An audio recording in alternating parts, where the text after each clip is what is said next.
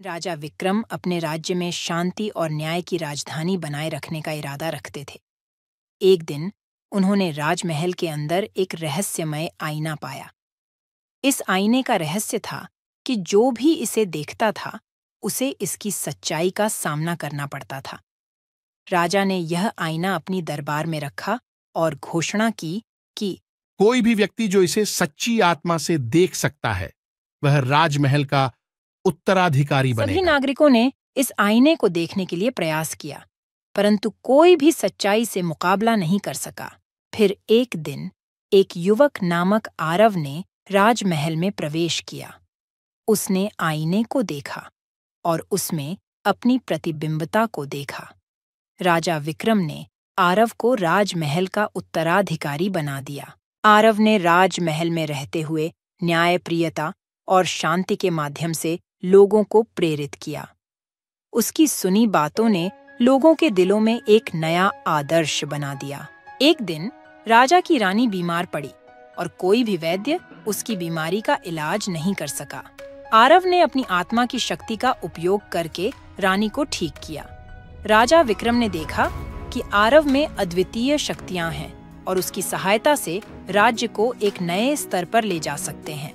फिर राजा ने आरव को राजमहल के सबसे गहरे रहस्यों में से एक के बारे में बताया। राजमहल के एक कोने में एक महाकवि बैठा हुआ है जो हर समय कुछ कहता रहता है और उसके शब्दों में विशेष शक्ति है। वह रहस्य था कि राजा ने आरव से कहा कि उसे वहां जाकर महाकवि से मिलना है और उससे राज्य के भविष्य के बारे में बातचीत करनी है। आरव ने महाकवि के पास जाकर उससे राज्य के भविष्य के बारे में पूछा। महाकवि ने बताया कि राज्य का भविष्य उसके नागरिकों के हृदय में छिपा होता है और उन्हें सहायता की आवश्यकता होती है। आरव ने महाकवि की उपदेशना सुनी और राजा विक्रम के साथ मिलकर राज्य की सेवा करने का निर्णय लिया। उसने लोगों को शिक्षा, स्वास्थ्य और उनके आध्यात्मिक विकास के लिए योजनाएं शुरू की। राजमहल में हर मिनट एक नया उत्साह और नए कार्यक्षेत्र का आरंभ होता था।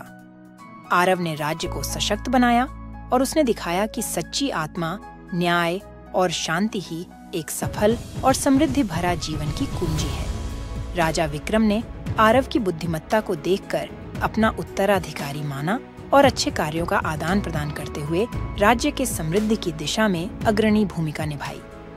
राजा विक्रम का आखिरी समय आया और उन्होंने आरव को राजा बनाया।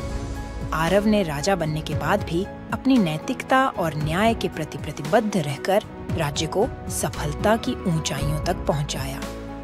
इस प्रेरणादायक कहानी का संबंध यहाँ समाप्त होता है, लेकिन इसने सुनने वालों में रुचि और आत्मविश्वास को मजबूत किया।